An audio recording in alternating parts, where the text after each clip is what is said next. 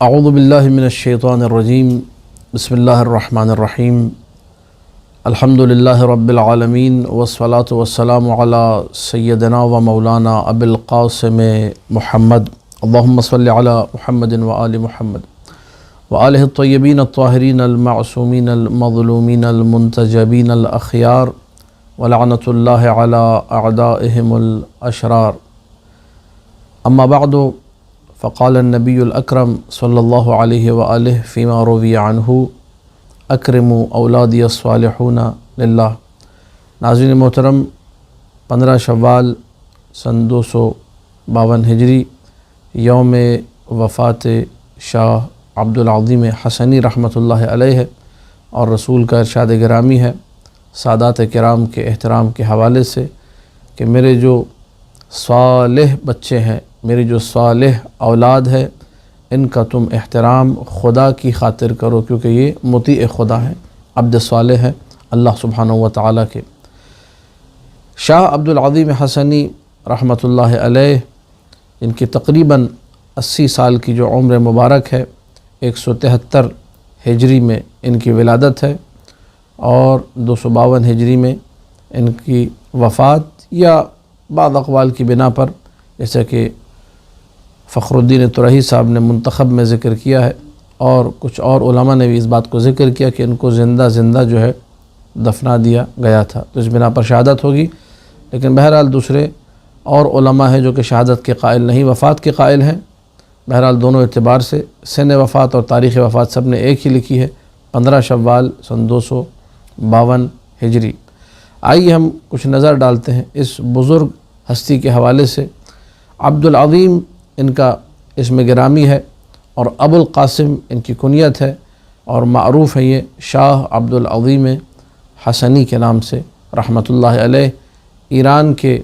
شہر تہران سے اب تو بالکل جڑ چکا ہے، رے جسے کہا جاتا ہے، رئی شہر، تو وہاں یہ مدفون ہے اور ان کا مقبرہ جو ہے ملجأ عام و خاص ہے آج کے دن تک۔ اس ہستی کا علم، اس ہستی کا فضل، اولاد رسول ہونے کے علاوہ اور بہت ساری خصوصیات تھی کہ جن کی وجہ سے آج اللہ نے ان کو وہ عزت اور وہ مقام عطا کیا ہے نگاہ معصومین علیہم السلام میں۔ اگر ہم ان ساری باتوں کو جانیں گے تو یقیناً مزید معرفت کے ساتھ جب ان کی زیارت کریں گے تو مزید اہتمام کے ساتھ ان کی بارگاہ میں حاضر ہوں گے اور اللہ سبحانہ و تعالیٰ کی بارگاہ میں اس ہستی کو وسیلہ قرار دے کر اپنی حاجات کو طلب کریں گے۔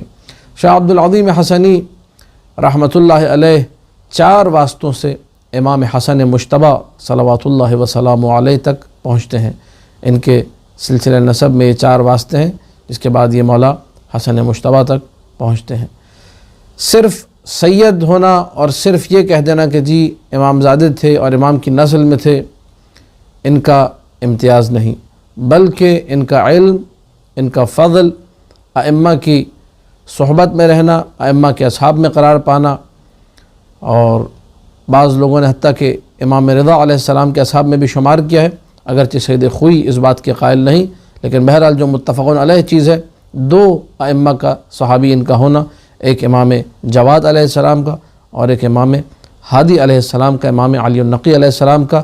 اور امام ہادی علیہ السلام کی طرف سے وہ خاص قیمتی ترین جملے جو کہ شاہ عبدالعظیم حسنی کی شخصیت کا ہمارے سامنے برملا اظہار کرتے ہیں کہ کتنی عظیم شخصیت تھی، کتنی بلند و بالا شخصیت تھی۔ انشاءاللہ وہ جملے بھی آپ کی خدمت میں عرض کریں گے۔ اور پھر شاہ عبدالعظیم حسنی کا ائمہ کا مطیع ہونا، اور انشاءاللہ موقع ملا تو کبھی ایک پورا اس پر پروگرام کیا جائے گا کہ وہ کون کون سے اصحاب تھے جنہوں نے ائمہ کی بارگاہ میں جا کے اپنا عقیدہ پیش کیا کہ مولا یہ میرا عقیدہ ہے، یہ میرا دین ہے، آپ چیک کر کے بتائیے کہ یہ میرا دین اور یہ عقیدہ میرا صحیح ہے۔ تو امام معصوم نے جب تائید کر دی کہ ہاں یہی عقیدہ ایک شیعہ کا ہونا چاہیے، بالکل اسی طریقے سے شاہ عبدالعظیم حسنی رحمۃ اللہ علیہ نے اپنا عقیدہ امام علی النقی کی بارگاہ میں پیش کیا اور مولا نے اسے اوکے کیا، اسے اس مرحلے پہ پہنچایا اور یہ کہا کہ تمہارا عقیدہ صحیح اور درست عقیدہ ہے، اور لوگوں کو شاہ عبدالعظیم حسنی کی طرف رجوع کرنے کا حکم دیا۔ میرے سامنے اس وقت جو کتاب کھلی ہوئی ہے وہ شاہ عبدالعظیم حسنی کے ذکر کے حوالے سے، اور اگرچہ اس شاہ عبدالعظیم حسنی کے ذکر پر صاحب ابن عباد کا ایک مختصر رسالہ موجود ہے، انہوں نے ان کی حیات مبارک لکھی، جس کو مرزا حسین نوری طبرسی نے کتاب مستدرک الوسائل کے خاتمے میں اس پوری کتاب کو ذکر کیا، لیکن اس وقت جو کتاب میرے سامنے موجود ہے کتاب سفینۃ البحار ہے، شیخ عباس قمی کی، میں اس کی چند سطریں آپ کے سامنے تبرکاً پیش کروں گا۔ عبدالعظیم ابن عبداللہ الحسنی هو الذي عرض دینه على ابی الحسن الحادی سلام اللہ علیہ، یہ ان کی شخصیت کے حوالے سے شیخ عباس قمی نے جملہ تحریر فرمایا، اور اسی کو علامہ مجلسی نے بہار میں طول اور تفصیل کے ساتھ ذکر کیا ہے کہ یہ وہ ہستی ہیں جنہوں نے اپنا عقیدہ 10ویں مولا کی بارگاہ میں پیش کیا، اور 10ویں مولا نے اس عقیدے کی تائید کی، اور اس کے بعد ان سے کچھ روایتیں جو انہوں نے مختلف حوالوں سے روایات نقل کی ہیں، ان روایتوں کا بھی ذکر کیا۔ ایک روایت بڑی پیاری روایت ہے، اور میں یہ سمجھتا ہوں کہ موجودہ جو زمانہ ہے پرآشوب زمانہ، اور ہمارے درمیان جو اختلافات اس وقت بڑھ رہے ہیں، ہمارے درمیان جو ایک چپقلش کی فضا قائم ہو گئی ہے، ایک دوسرے کو بسا اوقات دیکھنا گوارا نہیں کرتے، اختلافات سے ہم لوگ مسلسل جو ہے اختلافات میں مبتلا رہتے ہیں، اس حوالے سے یہ روایت شاہ عبدالعظیم حسنی نے نقل کی ہے، اور بڑی کمال کی روایت ہے۔ اس کو شیخ عباس قمی اپنی کتاب سفینۃ البحار میں نقل فرما رہے ہیں کہ ابی الحسن الرضا علیہ السلام نے یہ کہا عبدالعظیم حسنی سے، اے عبدالعظیم ابلغ عنی اولیائی السلام، میرے دوستوں کو میرا سلام پہنچاؤ۔ اور یہ سلام آج ان دوستوں کے لیے بھی ہے جو آج کے دور میں ائمہ سے محبت کرنے والے لوگ ہیں، امام رضا سے محبت کرنے والے اور عقیدت رکھنے والے لوگ ہیں، جو کہ دنیا بھر میں شیعیان حیدر کرار کی صورت میں پائے جاتے ہیں۔ اب یہ پیغام ہے جو شاہ عبدالعظیم حسنی کے ذریعے سے آیا ہے، وَقُلْ لَهُمْ، اور ان لوگوں سے، ان میرے دوستوں سے جا کر کہو، اللہ يَجْعَلُوا لِلشَّيْطَانِ عَلَىٰ أَنفُسِهِمْ سَبِيلًا، یہ شیطان کو اپنے اوپر مسلط نہ ہونے دے، وَمُرْهُمْ بِالصِّدْقِ فِي الْحَدِيثِ وَأَدَاءِ الْأَمَانَةِ، ان کو تم یہ حکم دو کہ یہ سچائی کو اپنائیں، یہ امانت میں خیانت نہ کریں، امانت کو وقت پر ادا کریں، وَمُرْهُمْ بِالسُّكُوتِ وَتَرْكِ الْجِدَالِ، یہ میں سمجھتا ہوں میرے لیے بھی اور میرے ناظرین کے لیے بھی قیمتی ترین جملہ ہے آج کے دور کے اعتبار سے۔ ان کو کہو خاموشی اختیار کریں اور فضول میں جدال نہ کریں، فضول کا بحث و مباحثہ نہ کریں، فی ما لا یعنیہم، ایسی ابحاث جن کا کوئی مقصد نہیں ہے، ایسی ابحاث جن کا کوئی فائدہ نہیں ہے، ایسی ابحاث جس سے بعض لوگ کہتے ہیں تعبیر جی ٹائم پاس کر رہے تھے، یہ امام فرما رہے ہیں، میں نہیں کہہ رہا،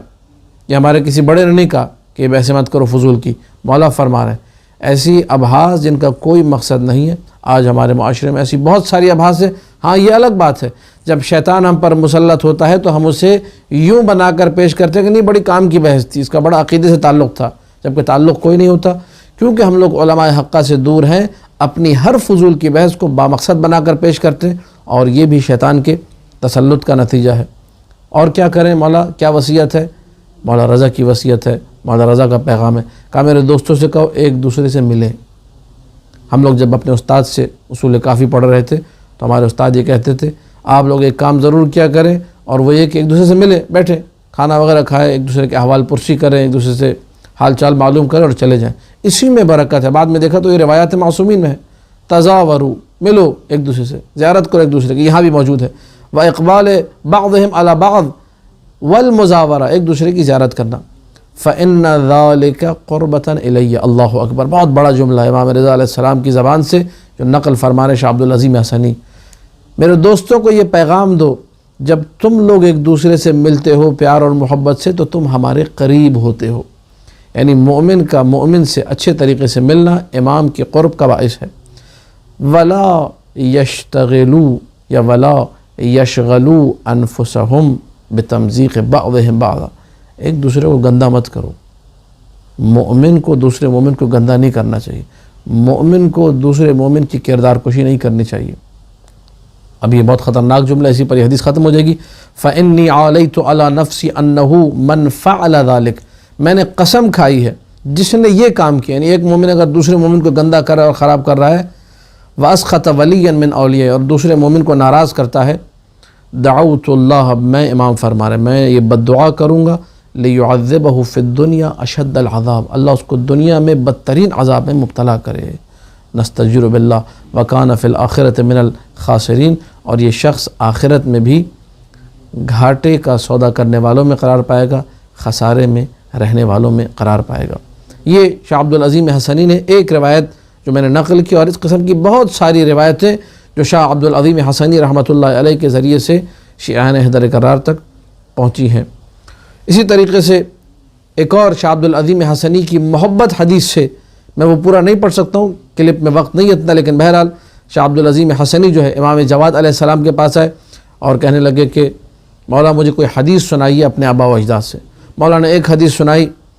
और उसके बाद फिर दूसरी, फिर तीसरी, फिर चौथी, और ये कहते रहे ज़िदनी ज़िदनी ज़िदनी, मौला और बढ़ाइए और बढ़ाइए और बढ़ाइए,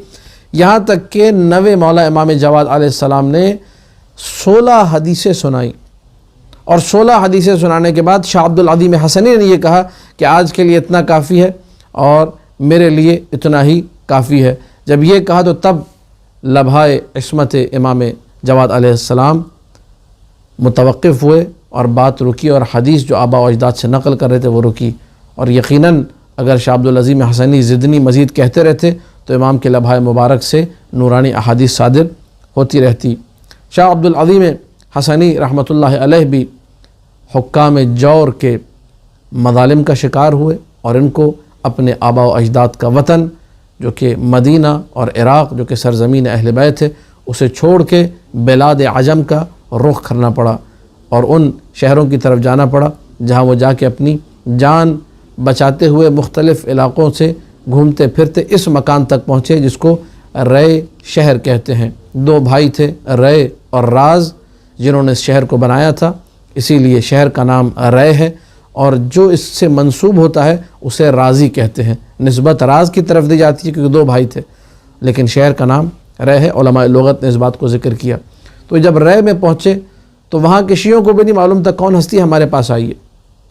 वहाँ मख्फियाना तौर पर एक सुरंग नुमा जगह पर ज़ेर ज़मीन ज़िंदगी गुजार रहे थे, बहुत कम निकला करते थे। आहिस्ता आहिस्ता एक एक बंदे को मालूम होना शुरू हुआ कि भाई ये शाह अब्दुल अज़ीम हसनी है। और रय का ही एक बंदा जब इमाम अली नक़ी अलैहिस्सलाम की तरफ गया, अब वो रय का बंदा था या क़ौम या तेहरान के अतराफ़ का बंदा था, जब वहाँ पहुँचा और उसने अपने मसले इमाम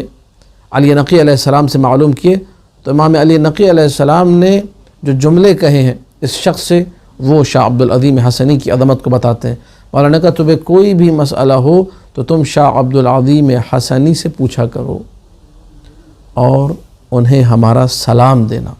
10वें मौला ने जिसे अपना सलाम दिया हो किसी के ज़रिए से, जिस रावी का नाम हम्माद है, उसे कहते हैं शाह अब्दुल अज़ीम हसनी रहमतुल्लाह अलैह। इतनी अज़ीम हस्ती कि इमाम ये कह दे कोई भी मसला हो तुम यहाँ क्यों ज़हमत कर रहे हो, तुम वही पूछ लिया करो और हमारा सलाम जो है शाह अब्दुल अज़ीम हसनी को देना। इसी तरीके से मौलाना ने एक और जुमला इरशाद फरमाया, जब कोई शख्स बिलाद अजम से ईरान से गया मौला हुसैन की ज़ियारत के लिए, तो इमाम ने उससे जुमला कहा, और ये जुमला कामिल ज़ियारत में भी नक़ल हुआ। ये जुमला मेरे सामने जो किताब खुली है इसमें भी मौजूद है। मौला ने इस शख्स से ये कहा जो कि सामर्रा इमाम की ज़ियारत के लिए गया था, फरमाया इन्नका लौ ज़ुरता, करबला से ज़ियारत करके सामर्रा पहुँचाए,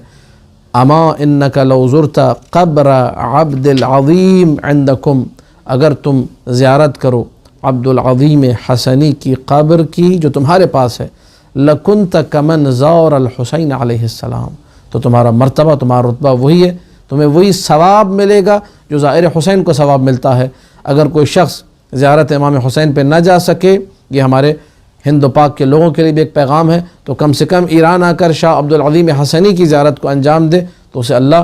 ज़ियारत मौला हुसैन का सवाब देता है। लेकिन बहरहाल ईरान में मौला रज़ा की क़ब्र भी मौजूद है, भी मासूम क़ुम की मौजूद है, तो यकीनन वो सवाब उसे मिल जाएगा। लेकिन अगर कोई फ़कत यहाँ भी पहुँच सके तो उस सवाब को हासिल कर सकता है। फिर उसके बाद और बहुत सारे ऐसे मतालिब हैं जो शाह अब्दुल अज़ीम हसनी के हवाले से ज़िक्र होने चाहिए, लेकिन बहरहाल इस जो है रिवायत पर मैं बात को ख़त्म करूँगा कि शाह अब्दुल अज़ीम हसनी रहमतुल्लाह अलैह के हवाले से तारीख़ वफ़ात में मिलता है कि मुसलसल जहाँ जिन लोगों ने ज़ियारत की इस बात को जानते हैं, वहाँ एक आज इमामज़ादे की क़ब्र भी है, इमाम मूसा काज़िम अलैहिस्सलाम की नस्ल मुबारक से। तो ये मुसलसल उस क़ब्र के पास जाते थे और इन्होंने ایک خواب دیکھا اور اسی طرح جس مقام پہ ان کی قبر بنی ہوئی یہاں پہ ایک باغ تھا اور اس میں سیب کے درخت لگے ہوئے تھے، تو اس مقام پر صاحب باغ جو تھا اس کو بھی خواب میں رسول اکرم نظر آئے اور کہا کہ یہاں پر میرا بیٹا مدفون ہے اور ایک اور میرا بیٹا آ کر اس طریقے سے مدفون ہوگا، لہذا اس شخص نے اپنا پورا باغ جو ہے وقف کر دیا ان صالحین کے لیے، ان اولیاء کے لیے، ان علماء کے لیے جو اس دنیا سے جاتے ہیں، کہا کہ یہاں پر ان کی قبور بنیں گی۔ تو شاہ عبدالعظیم حسنی رحمۃ اللہ علیہ کی قبر بھی وہی بنی، اور وفات کے وقت جب ان کی پیراہن مبارک کو کھولا گیا تو ان کی جیب میں سے ایک رقعہ نکلا، اس رقعے پر جو تحریر موجود تھی جس کو نجاشی نے بھی رجال نجاشی میں ذکر کیا کہ میں عبدالعظیم حسنی اور اپنا پورا سلسلہ نسب جو کہ امیر المؤمنین تک اس رقعے میں موجود تھا لکھا ہوا تھا، اور بتایا کہ میں ان کی اولاد میں سے ہوں۔ ناظرین کرام، یہ ہمیشہ سے سادات کی مظلومیت رہی ہے، اور سادات کرام نے ہمیشہ اس طریقے سے اپنے وطن سے دور رہتے ہوئے غربت کے عالم میں حکام جور، سلاطین جور کی وجہ سے اس زندگی کا ان کو مشاہدہ کرنا پڑا ہے۔ یریدون ان یطفئوا نور اللہ، یہ سلاطین جور، یہ حکام جور یہ چاہتے ہیں کہ نور الہی کو خاموش کر دیں، نور الہی کو بجھا دیں، لیکن اللہ سبحانہ و تعالیٰ کا ارادہ کچھ اور ہے۔ انہوں نے شاہ عبدالعظیم حسنی کو بھاگنے پر مجبور کیا، انہوں نے عراق اور مدینہ سے نکلنے پر مجبور کیا۔ ان کی ولادت مدینہ کی ولادت ہے، مدنی الولادہ ہیں یہ، لیکن وہاں نہیں رہ سکے۔ لیکن آج اللہ سبحانہ و تعالیٰ نے شاہ عبدالعظیم حسنی کو وہ عزت، وہ مقام عطا کی ہے کہ پوری کائنات سے لوگ شاہ عبدالعظیم حسنی کی زیارت کو آتے ہیں۔ میری بھی گزارش ہے جتنے لوگ اس کلپ کو دیکھیں تو اپنے زیارات میں یقیناً ایک خاص اہتمام کے ساتھ جب بھی جائیں ایران تو شاہ عبدالعظیم حسنی کی زیارت کو جائیں، اور وائس آف نجف کی پوری ٹیم کو اپنی دعاؤں میں یاد رکھیں۔ والسلام علیکم ورحمۃ اللہ وبرکاتہ۔